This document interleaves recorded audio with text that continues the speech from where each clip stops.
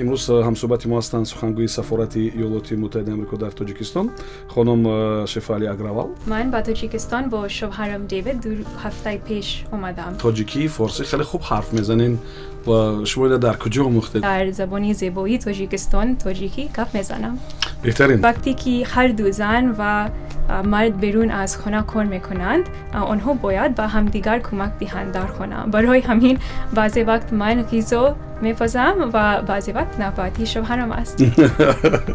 نمیتونستن که مثلا با ایالات متحده آمریکا سفر کنن و شما بگید که در این سمت یگان نوگانی یا خبر خوش هست؟ خوشبختانه خبری خوب دارم. چی رو وقت یافتید که ببینید؟ لخش و جرگتال سفر کردم و بسیار زیبا بود. درختی دوستی بنشان که کومی دل و بار آورد، نهالی دشمنی برکن که رنجی بیشمار آورد. بهترین. خوب، درود بینندگان عزیز، امیدوارم که خوب و خوش و سلامت و سر حال هستین و من شما رو با امیدوارم که با یک صحبتی بسیار خوب دعوت میکنم و امروز همصحبت ما هستند سخنگوی سفارت ایالات متحده آمریکا در تاجیکستان خانم شفالی اگروال و باید گفت که این صحبتی اولین اونها است، نه به حیث سخنگو بلکه عموما در طول زندگیشون و امیدوارم که از این امتحانی بسیار پرمسئولیت خواهند گذشت. خب شما را خوش آمدید میگم. اولتر از همه من میخواستم که شما درباره خودتون و عائله‌تون صحبت کنید تا بیننده های ما شنونده های ما شما را بیشتر خوبتر شناسن. خوب، رحمت برای دعوت. من با تاجیکستان با شوهرم دیوید 2 هفته پیش اومدم و پیش از وظیفه من در تاجیکستان در پاکستان شهری اسلام آباد بودم و پیش از آن در عربستان سعودی شهری ریاض کار میکردم. در امریکا اصلا من از ایالت کالیفرنیا هستم، در کجا مادر، پدر و خواهرم زندگی میکنند و والدینم مهاجران از هندوستان هستند. پیش از تولد من آنها به امریکا مهاجرت کردند و این باعث افتخار است برای من، چون که امریکا کشوری مهاجران است و میراثی آن کشور در دستاوردهای مهاجران ساخته شده است. بهترین. و با زبان تاجیکی فارسی خیلی خوب حرف میزنین و شما در کجا آموختید و چند مدت وقت در کار شد که شما آموزید زبان؟ تشکر. برای 1 سال در دانشکده دپارتمنت دولتی که در امریکا ایالت ویرجینیا جایگیر است زبان تاجیکی رو آموختم و این یک چیزی بسیار خوب است که در دپارتمنت دولتی برای دیپلماتان آمریکایی مهم است که ما زبان‌های ملی آن کشورها در که ما کار میکنیم باید آموزم و برای همین میتوانم با شما در زبان زیبایی تاجیکستان تاجیکی گپ میزنم.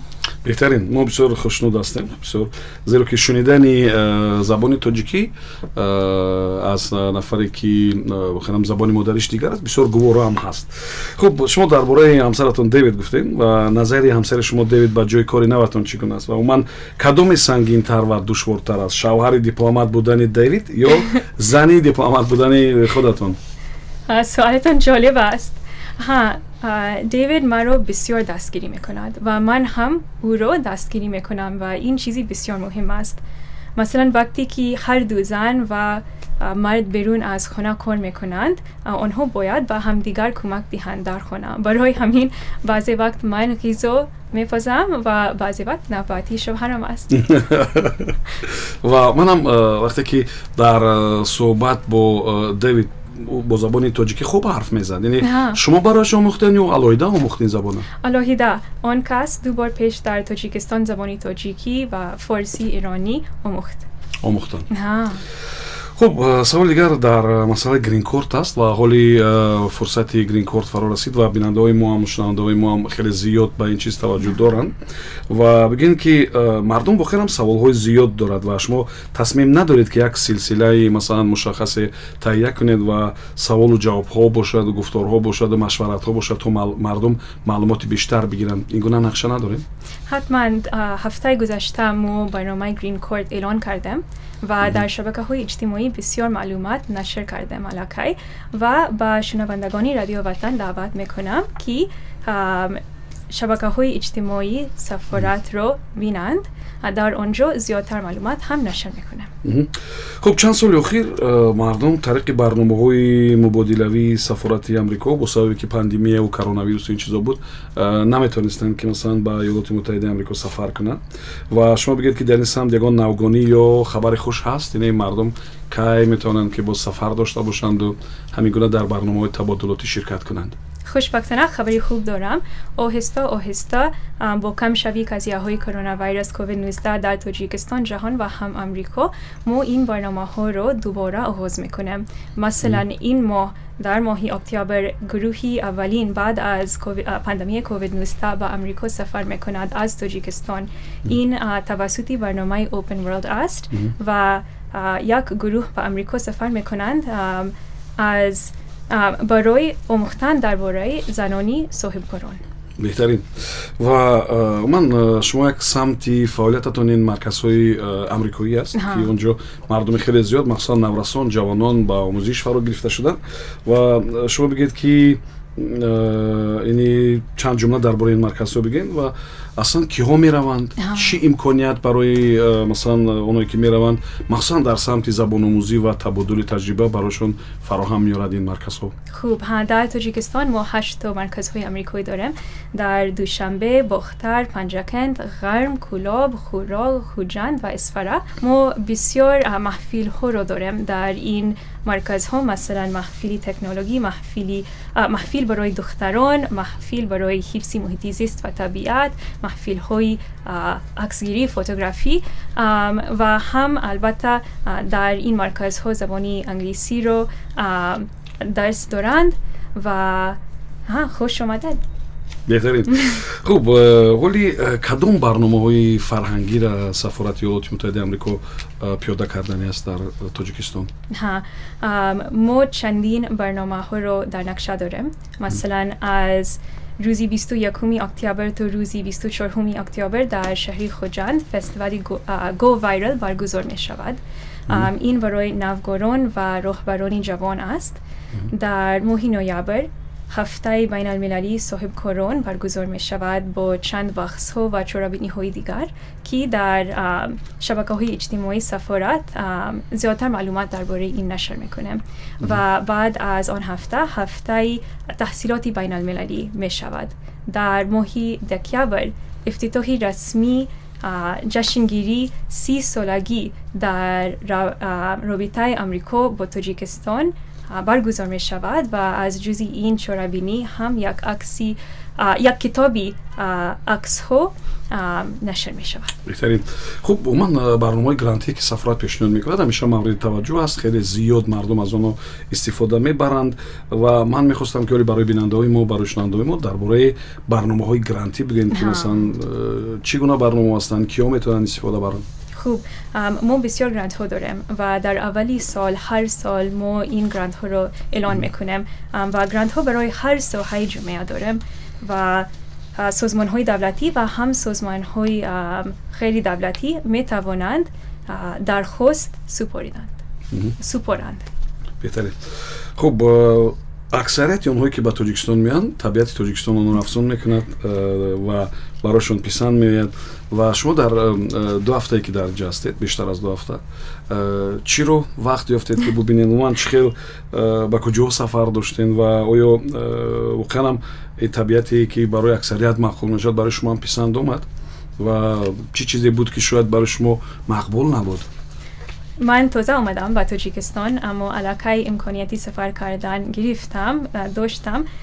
روزهای استراحتی گذشته و ناحیه‌های لخش و جرگتال سفر کردم و در آنجا به گرم چشمه سفر کردم و هم 2 تا کل دیدم و بسیار زیبا بود. راستی پیش از آمدن به تاجیکستان بسیار شنیدم درباره زیبایی طبیعتی این کشور و مثلا چی خیلی میگویم نظرم ربوده شد. بهترین.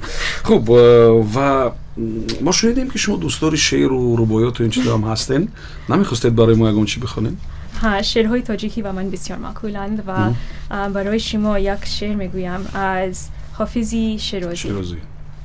خوب، حافظ گفته است که درختی دوستی بنشان کی کومی دل بابور اوراد نهالی دشمنی برکن کی رنجی بشمار اوراد.